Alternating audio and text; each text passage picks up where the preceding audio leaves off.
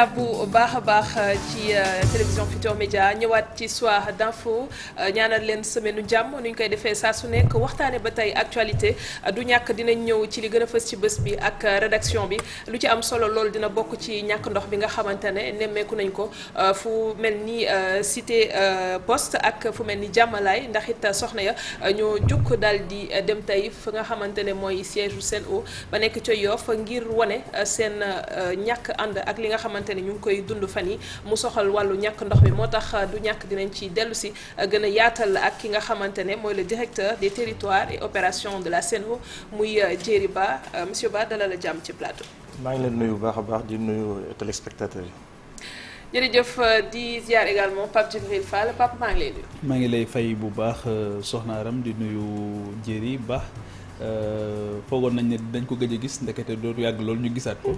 donc di nuyu sénégalais yi ñuy seetaan ci biir réew mi ak ci bitim réew di ñaan yàlla suñu borom waxtaan bi am njëriñ. Amin yaa rabbi Mouhamadou Baro mooy ñaareelu invité bi moom membre au conseil des collectivités territoriales nekk tamit njiitu réseau des journalistes de l'information religieuse dinañu ñëw ci moom ci li nga xamante ne rek mooy coow lu ñu nemmeeku ci àddina bi mu soxal caricature yi nga xamante ne nii amal nañ ko mu soxal it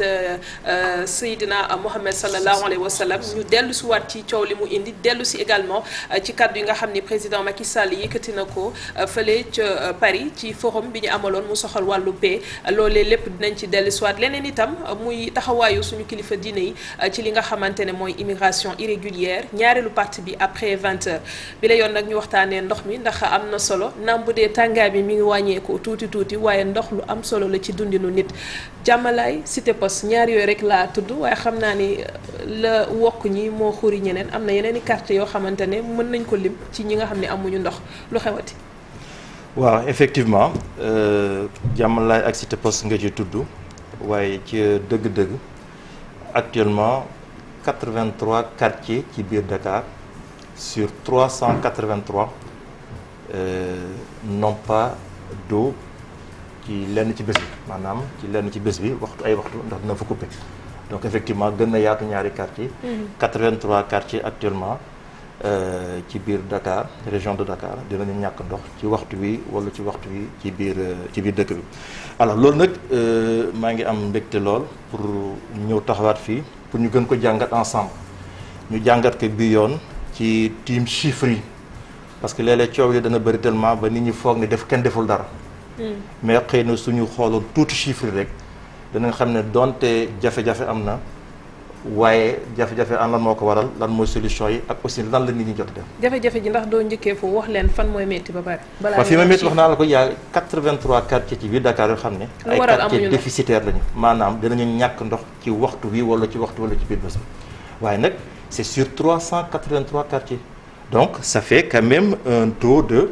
60 plus de 60 de 71%. lu waral ñooñu waxtu boobu nga wax duñ ko am ndox ci la jëm suñ ko patamee rek nit ñi duñ ci jëlee dara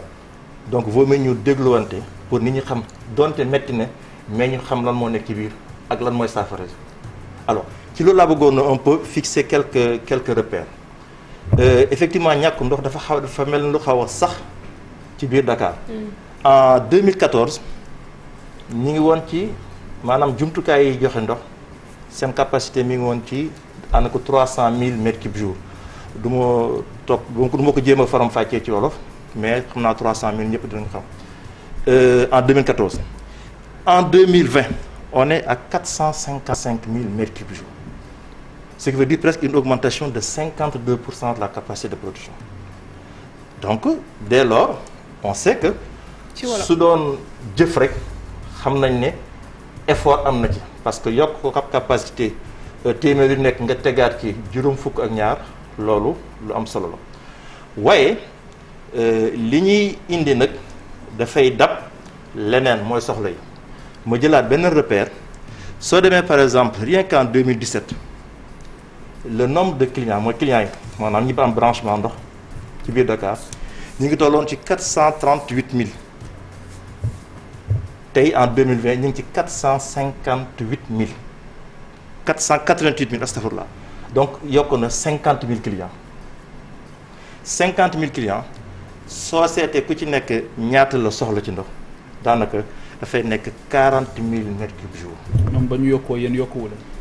de ñun yokk nañu moom laa suñuy. gouverner c'est prévoir non dafa naan suñuy yokk laa la njëkk limal. waaye nag seen ab yokk nag pour le moment moom moo jiitu yokkuteeg. loolu déficit de de prévision. voilà loolu mooy indi déficit donc ci xayma. clients yi yokk nañ ci 11% par exemple en 2017 ak 2020. waaye jumtukaay yi mi ngi yokk jusque ci 2,5%. donc forcément il y aura déficit. léegi da nga tudd ay quartiers yow yaay wax pour ñu rester ci chiffres yi ndax li constant mooy que métit am na ba nit ñi egg ci génn seeni kër di ñaxtu ba ñu egg sax ci gis loo xamante ni xëy na gëjoon nañ ko gis ñu dem identifier ki nga xamante ni moom moo leen teg toor boobu muy agence boo xamante dem nañ assiéger ko su fekkoon ne dañuy taxaw ci chiffres yi effectivement 83 quartiers yooyu ndax dafa nekk ay quartiers yu ndaw wala ndax quartiers yu mag la ci dimension bi ak ni ñu ko peuplé est-ce que tamit loolu du tax mbir mi gën a métti ba tax jooy yi gën a métti parce que bu fekkee ne da nga wax ne 300 nangam quartier 83 rek ñoo ci amul yan 83 la ak nu ñu toll ci dayoo. waaw c'est vrai que pour le moment ci lim dong la effectivement Dakar nag dafa subdivision quartier yi pour le moment dafa xaw a am nu mu demee par exemple autant soo nee cité Djily Mbaye mën nga ko méngale ak quartier autant Jaxaay moo ko ëpp peut-être fukki yoon par exemple mais ba tey ci même dénomination la effectivement da nga gis ay quartiers yu ndaw waaye da nga ci gis ay quartiers yu mag lépp am na ci la taille des quartiers diffère waaye déjà ci wàllu distribution d'eau déjà am 83 quartiers yoo xam ne amuñ ndox H24 loolu rek problème la en fait le problème on ne le nie pas il est réel il est évident te dañ ci profité sax mooy massawu nit ñi parce que effectivement ñun ñëpp xam nañu mës nañu fanaan ci kër goo xam ne amul ndox wala xëy ci kër gi amul ndox c'est extrêmement difficile surtout que dañu nekk ci environnement urbain dëkku taax la da ngay gis immeuble boo xam ne ñi ci dëkk sax xamante wuñu mëntuñu mayante ndox mëntuñu ci dimbalante ci dara ki nekk ci suuf ak ki nekk ci quatrième mënul am bokkatuñu dara ku nekk sa compte divisionnaire nga yore rax ci dolli même su dee sax mën nga jëlee ndox ci suuf waaye xam nga yenoo ay bidon 20 litres wala lu ko ëpp jëmee ko 4e étage. monsieur Ba lu metti la loolu damay pare loolu en fait xam nañ ko. mais aussi nañu wax na nañ ci teg rek ne ci wàllu jëfandiku ndox ñëpp dañu nekk en construction je m'explique parce que ba tey ñun gis xam nañ ni immeuble yu bëri dëkkuwaay yu bëri duñu stocké ndox. maanaam dañu nekkoon ci dans un ancien paradigme où tout le temps ndox dafay couler donc soxluñu benn stockage loolu dana yokk lool ci jafe-jafe yi dana yokk lool ci yaatuwaayu ñaxtu bi. mais yéen vous êtes là pour régler les problèmes tey jii bi Sen'Eau ñëwee Aram bu fekkee permettre nga ko parce que tamit coow li loolu moo koy indi en réalité. début d'année mooy lan ngeen def ba ñu koy ñaxtu ba tey pour saafara problème yooyu gan gi ñëw it tudd Suez moom it lan la indi comme valeur ajoutée pour mën a prendre en charge problème yooyu conformément à son cahier d'investissement. jërëjëf xam nga loolu sujet bu important la parce que xam nga attente su dee dafa déplacé wala c'est pas bien calé dafay indi déception parce que coow li amoon na lool avec SDE dañu yaakaaroon ne SDE moo doon problème bi démb du woon SDE tey du Suez problème bi mooy li ma leen wax rek que dañu toll ci niveau de développement boo xam ne. kon responsable am non mais quand même. bàyyi ma pare dañu toll ci niveau de développement boo xam ne fi mu nekk nii au plan technique strictement parlant mooy que ne ba tey l'infrastructure c'est-à-dire li ñu am comme jumtukaay doyul un peu soxla yi. loolu nag mën naa def benn digression ñu xoolee ko sous un autre angle parce que tant que ñu ngi ci biir ndox mi di rek du xëy na du ñu am une autre lecture tey soo demee sur l'autoroute on a fait de grands investissements sur l'autoroute mais il y a des embouteillages sur l'autoroute parce que tout simplement oto yi ñoo ëpp capacité de circulation bi soo demee tey à l'université dans les amphithéâtres vous trouvez plus d'étudiants qu'il y a de places nga dem feneen à l'hôpital da nga rang par exemple du matin au soir parce que monsieur Ba bi ngeen yegsi loolu il fallait s'y attendre. mais on n'est pas là pour se urbanisation galopante on n'est pas là pour se on est là pour faire comprendre pour expliquer les gens ont compris pour expliquer que ndox mi mënul échapper au cadre macroéconomique d'un pays sauf su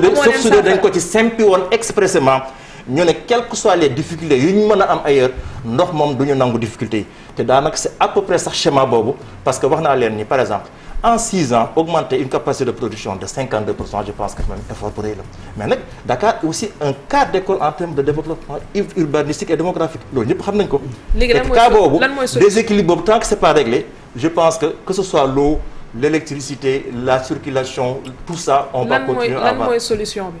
alors ndax tey Suez très bien solution bi Sen'Eau am na li nga xamante ne mooy saafara. moom kay ci nee na situation bi responsable au moins ñu xam ne saafara baa ngi ñu xam la lañu war a wuti il faut savoir que le cahier de charge de Suez globalement mooy encore fexe ba su ñëwee jumtukaay yi ñu koy jox. mu dawal ko. ku ko war a jox jumtukaay. SONES ak l'État du Sénégal. fu ñu jumtukaay toll. jumtukaay yi wax naa leen ne am na ci lu ñu ci def en 2014 ak 2017. ba mu indi yokkute bi ma la wax. waaye am na ci nag boo xam ne presque moom mooy solution bi ñu xaar ni la ñu waxante woon ak Suez ba muy ñëw. oui oui. xam nga bu fekkee kon kay débat bi soo ko campé sur Suez doo dem fenn. ah mais Suez c'est important dans le débat soo ko campé sur Suez. waxuma non xam doo nga dem fenn. non campé wu ma ko. oui. jéeri campé wu ma ko. xam nga lii da nga fi ñëwoon ñu waxtaan boo xamante ni suñu deful attention même waxtaan boobu la ñuy waxtaanaat. si parce que les mêmes causes produisent les mêmes effets. léegi loolu moo tax ñi nga xamante ni ñoom ñoo nekk dans ces difficultés là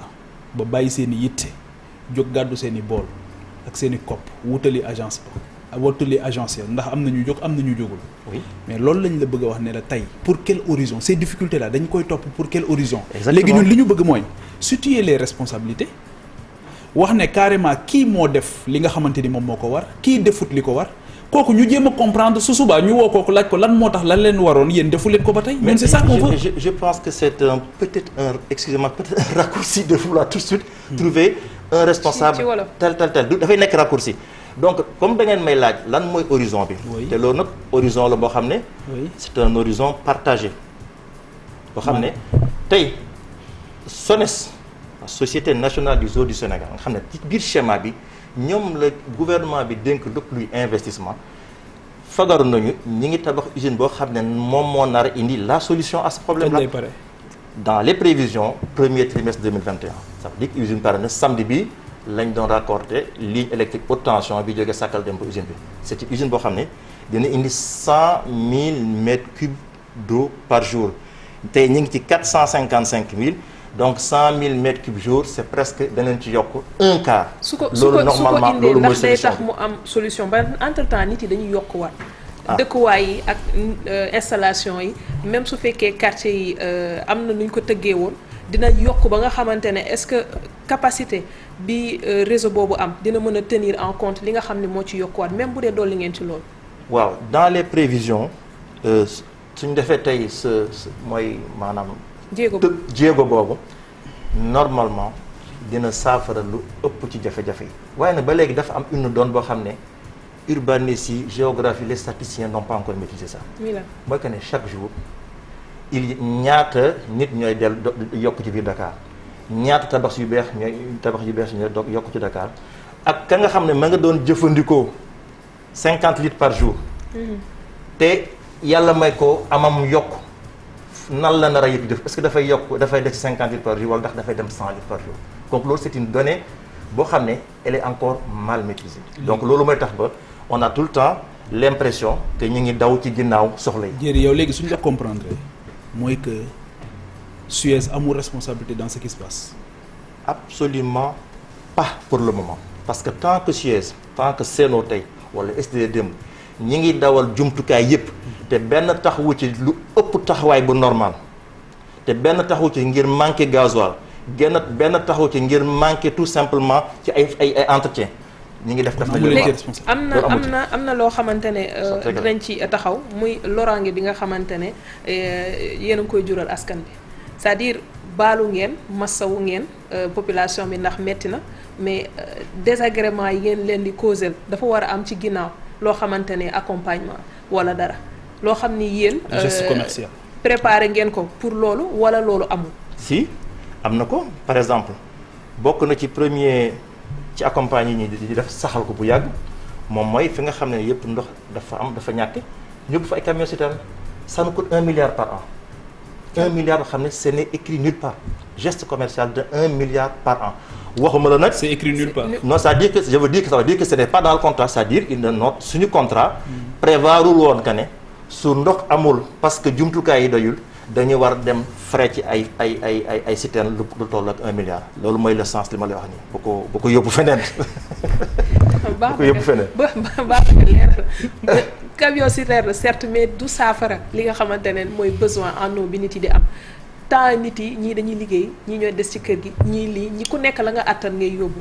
naam bu dee 1 milliard yooyu noonu lii nga ko ci xayma mais dafa am leneen loo xamante ne day interpeller nit ñi amuñu ndox ba pare facture ñëw cher loolu kenn mënu ko dégg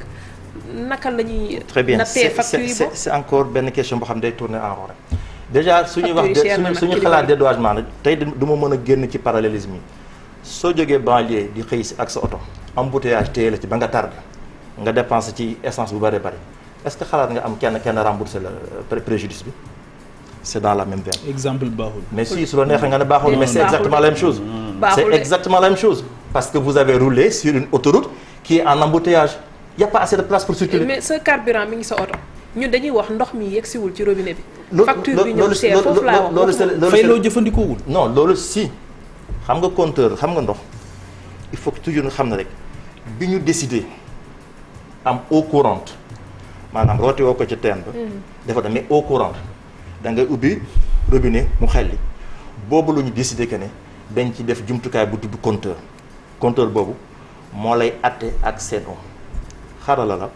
technique la bi am fii moo am Malaisie moo am mais est-ce que xam nga ne mais gis la contestation aussi elle est là ba pare su xam nga soo la doon bàyyi ñu déroulé ba pare rek les clients yi dinañ comprendre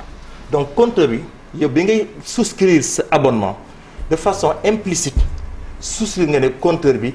moo may atteeg seen eau lu mu wàññi loolu la te compteur bi dama am responsabilité di ko surveiller dès lors problème bi ni ñuy jànkuwante su jamono ñàkk ndox waxoon naa ko fi mooy yaakaar ne dafa am proportionnalité directe entre temps de présence ndox mi maanaam ndox mi su dee ci fukki waxtu lay nekk ci biir kër gi donc wala fukki waxtu ak ñaar da ngay yaakaar ne facture bi su ñëwee genn wala facture ba mu doon nekk la du loolu parce que su dee ci biiru fukki waxtu ak ñaar yi di nga root quand même lépp li nga soxla woon ça veut dire que jël nga li nga soxla woon ci ndox deuxième élément de considération bi mooy que suñu nag tolloo ci jamono yi ñàkk ndox ñu bëri te effectivement loolu effectivement lu coono la dañuy toog di xaar ndox léeg-léeg dañ koy xaaraale ubbi robinet di déglu mu kii muy xel yi wala nga ñëw ubbi robinet mais man daf may dal xelliwul nga fàtte ko tëj te généralement loolu mën na la indil mbetteel parce que robinet mën naa xelli c'est très laborieux non il y a beaucoup d'incidents nous savons attends ñun ñoo nekk clients yi léeg-léeg clients mais ñun ñëpp ay clients oui d'accord mais léeg-léeg client ñëw ci yow ne la sama facture de wax dëgg yàlla dafa yokk waaye soo waxtaanee moom enquête ba ci biir nga xam ne amoon na léeg-léeg wala tukki woon ne wala en tout cas am na incident boo xam ne ndox ko ay robinet xelli na li ngay wax ni étude guddi lëmate li ngay yëguñu wax ko ni étude moo ko génne wala enquête ban étude moo ko non génne wala ban enquête wala ay cas isolé nga jël bu ko généraliser nous sommes quand même là depuis plus de 20 ans expérience su exploitation bi ñu nekk chaque jour ñi ngi jànkuwante ak ay clients. ay réclamations ak xam ne ay explications. réclamation yi léegi fépp la. c'est-à-dire que même tey beaucoup de gens posent des questions et c'est pas du ñoo xamante ni amuñu xel wala mënuñu comprendre li nga xam yaa ngi koy wax bu fekkee ne yenu na maanaa mais daf dul yenu maanaa xelu nit ñi daf koy rejeter parce que gis nga ci réseaux sociaux yi par exemple tout le temps nga gis ay leaders d'opinion yu publier seeni factures te duñu comprendre li nga xamante ni moom moo xew c'est-à-dire que. Le fait que incompréhension boobu di installé wu dans le temps di résister au temps rek loolu pour man problème bu njëkk la beneen bi mooy lii xamante ni moom la ñu mënul comprendre mooy que mënuñu ñu wax ci ban horizon la jafe-jafe yi di saafarawu par rapport ak an kay wax naa la ko xanaa da nga bëggul déggu li ma la wax premier trimestre 2021 Kër Momar Sarr 3 ci lañ koy xaar je parle sous le contrôle de la SONES xam ne ñoom ñoo gérer projet bi alors ñu taxaw ci réclamation yi parce que am na solo wax nga certes am na camion citerne d'accord nañ mais volet bu may doon waxee sànq mooy bu mel ni kuréel bu mel ni ASCOSEN taxaw ne li nga xamante ne ni Sen'Eau mu ngi koy jural comme loraange askan bi ndax yéen a yore lépp luy distribution ndox mi war ngeen leen mën a dédommager. non ñoom te li ñu wax nii ci camion citerne rek doyul leneen loo xamante ne nii ndàmpaay la war na mën a am. teg ci ginnaaw jàppale askan bi wala loolu moom it envisagé waaw wala xam nga lu nekk rek dañ koy teg rek ci yoon te suñ pour ñun yoon fii mooy contrat bi ñu signé ak état bi su doon contrat boobu dafa prévoir ku ñàkk ndox CNO di nga ko dédommagé su boobaa du am benn problème mais contrat bi prévoir loolu. contrat bi prévoir loolu mais contrat bi dafa prévoir ngeen def la fourniture correcte d'eau ci biir Dakar et sa banlieue. waaw loolu noonu bu sooxewee am na foo xamante ne contrat bi kon am na foo xam ne problème am na en face lan mooy li nga xam ne teg nañ ko comme beneen option boo xamante ne bu situation bi amee ñu ne lii mën nañ ko envisager. kaay ma wax la exactement le contrat. le contrat bi ay heure rek la. kaay ma wax la ñoom nee nañ amuñu responsabilité kaay ma wax le contrat bi mu prévoir peut-être aussi ngeen am jël temps lire contrat bi ci wàllu woowu ñaar la prévoir que ne soo leen dawalul jumtukaay yi. normalement di ngeen am pénalité maanaam su benn usine paanoon tey ñu bañ koo réparer ci délai bu normal danañ am pénalité. lan mooy délai bu normal bi. c'est-à-dire que am nañu ay délai c'est-à-dire que pour chaque pour type panne bu nekk contrat bi am na ñuy wax le cahier de les indicateurs de performance am nañu un délai par exemple tuyau su tojee tey war nañ ci jóg. kon daal loolu Suez tëj ko ci ñaari waxtu te réparer ko ci fukki waxtu ak ñaar par exemple. loolu SONES mooy société de contrôle. loolu rek mooy seen liggéey contrôle exploitation te lépp foo xam ne yi ñun. ñun ci lajj nañ foofu pour wax olof ça veut dire que ñoom ñi ngi foofu di ko contrôler te au nom de tous les clients ci turu population yëpp dinañ appliquer pénalité. mais léegi lan moo fi indi Suez lan mooy solom si ñëw ci seen. ci dugg ci bu ma kenn posé question boobu parce que xam ngeen ne c'est un appel d'offres international que Suez a gagné. mais ba mu accès ba tey ana jeexital bi. mais attends jeexital bi. waaw mel ni ñi ngi yore actuellement. ndox mi conformément au cahier de charge parce que lépp lu tegul ci cahier de charge rek mën nañ ci wax lu nekk waaye du sori donc conformément à son cahier de charge ñi ngi koy yorin boobu par contre damay répéter su doon Sénégal dañ doon xaar siège ñëw le 1er janvier le 2 janvier ñàkk ndox yu jeex ça veut dire que attentes yi c'est pas bien formulé c'était pas ça. mais problème bi du loolu problème bi mooy ba ngeen yegsee ba léegi dafa bëri ay épisodes yoo xamante ne ay panne dafa am dañuy fàttaliku Castor bu yàggul dara ñu ne tuyau bi dafa am problème Kër Momar Sarr tudd nga ko nee nga ñu ngi defaraat leneen taw yi tarfi ñu ne taw yi am na ay lii mu yàq donc finalement yéen tamit li ngeen yor am ngeen ci responsabilité certes mais li nga xamante ne nii mooy maintenance bi li nga xamante ne SONES am na ko ci responsabilité foofu itam ndax duñ ci taxaw ndax bu fekkee ku nekk rek dafa bëgg a taxaw daal ne man li ma war lii la keneen na mu ngi gérer wàllam mais man fii laa ci mën a yem. kañ la ñuy am solution. xam nga qualité ndox mi aussi amul la ñuy responsable. xaaral ba kii elle a posé une excellente question bàyyi ma leeral ko. ci wàll benn wàll yi par exemple ma jëlaat benn exemple.